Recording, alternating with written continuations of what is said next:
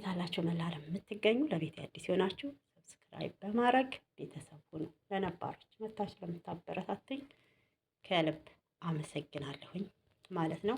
እንግዲህ በጽናት ድራማ ላይ ሁላችንም በጉጉት የምናየው የምንጠብቀው ነው ማለት ነው። ጽናት ክፍል 46 እንግዲህ ተለቋል ማለት ነው። ጽናት በአሁን ሰዓት ላይ ለኪራ ሁሉንም ነገር ለመናገር ወስናለች። ከእንግዲህ ኪራ እንዲከፋም ሆነ እንዲጎዳ እኔም ፍቅሬ እንዲበተን ስለማልፈልግ እውነታውን ማወቅ አለበት ብላለች ማለት ነው። በጣም ነበረ እሱም የጨነቀው። ጠይቋታል። ለምንድን ነው ሚስጥር የምትደብቂኝ? መደባበቅ የለብንም እኔና አንቺ ፍቅረኛሞች ነን ብሏታል ማለት ነው። እና እሷም ኧረ እኔ ምንም አልደበቅኩም እያለችው ነው።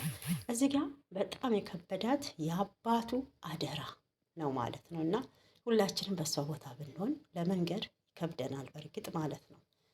ያው እናቱም ደውላ ነበረ ስለ አባቱ እጅ መቆረጥ ለምን እንዳልነገራት ኪራን ጠይቀዋለች።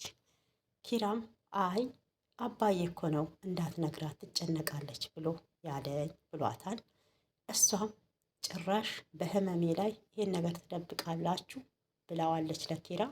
ኪራም እንዴ እማዬ እናቴ ምን ሆነሻል? አሞሻል እንዴ? ምንሽን ነው ብሏት ነበረ። እሷም እንግዲህ ምንም እንዳልተፈጠረ ያው ኪራ እንዳልሰማ አውቃ አይ ምንም አይደል ብለዋለች ማለት ነው። እሱ እንደውም የጠየቀው አያቴስ እንዴት ናት ተሻላት ወይ ብሏት ነበር። የኪራ እናትም አዎ ምንም አትልም ግን እንደዛው ናት ብለዋለች። ኪራም ሌላ ምን ይባላል ፈጣሪ ይማራት እንጂ ብሏታል ማለት ነው። እደውልልሻለሁ ብሎ ዘግቷል ማለት ነው። እንግዲህ ሀሴት ለኪራ ደውላ ይቅርታ አድርገህልኛል ወይ? ያረኩትን አውቃለሁ አጥፍቻለሁ፣ ግን ታናሽ እህቴ ስለምታገባ ሰርጉ ላይ መገኘት አለብህ ብለዋለች። ኪራም እሺ ተቻልኩ እመጣለሁኝ፣ ግን ይቅርታ አድርገህልኛል ስትለው አዎ ይቅርታ አድርጌልሻለሁኝ እሱ አያስጨንቅም ብሏታል። ለምን ጠፋክ ብላ ጠይቀዋለች ማለት ነው። እንግዲህ በዛ መሀል ጽናት መታ ነበረ። ለምን አቋረጥክ? አታወራትም እንዴ? ምን ፈልጋ በዚህን ሰዓት ደወለች ብላለች። እውነቷን ነው። ምን ፈልጋ በዛን ሰዓት ደወለች? እኔም በእሷ ቦታ ብሆን ይሄን መልስ ነበረ ጥያቄ ነበር የምጠይቀው ማለት ነው። እና የአጉል ሰዓት ስልክ ሲደወል እንግዲህ ፍቅረኛችሁ ወይ ባላችሁ ላይ ይሁን ነገር ይሰማችኋል፣ ምንም ባይኖረውም ማለት ነው። ምን ፈልጋ ነው የደወለችው? ሴት ስትደውል ደግሞ አስቡት እና እኛ ጋር ወንዶች ሲደውሉ ባሎች ፍቅረኞቻችን እንደዛ ነው የሚሉት ማለት ነው። እና እንግዲህ እዚህ ጋር ደግሞ ሌላ ትኩሳት ይላችኋል። የናሆሜ እናት ልጅ ውለድ እያለችው ናሆሜን በጣም እያስጨነቀችው ነበረ። ናሆሜም እንግዲህ ስልኩን አንስቶ ቀስ ብሎ ተነስቶ እናቱ እያወራት ነበረ። እሱ ምሩ እንደሰማች አላወቀም። ምሩ ግን ከእንቅልፏ ነቅታ ሁሉንም ነገር ሰምታለች ማለት ነው። እና በጣም ልጅ ትፈልጋለች።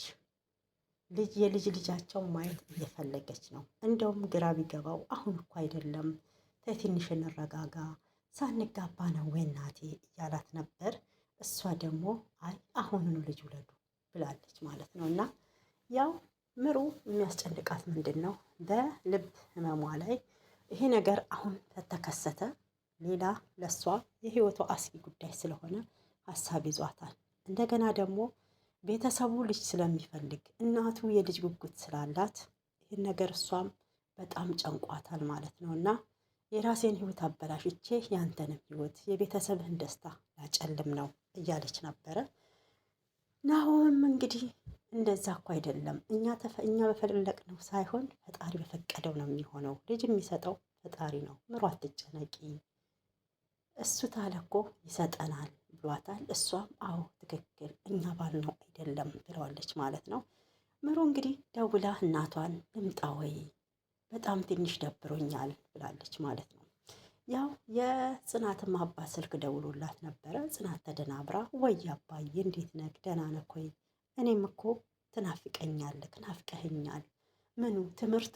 አዎ ቆንጆ ነው ብላለች። እንግዲህ ጽናት የትምህርቷን ጉዳይ አሁንም እንግዲህ የእንቆቅልሽ ድብብቆች ስራ አድርገዋለች። ፋዘሯ ግን አውቋል። ቀጣይ ምንም ይሆን ይመስላል?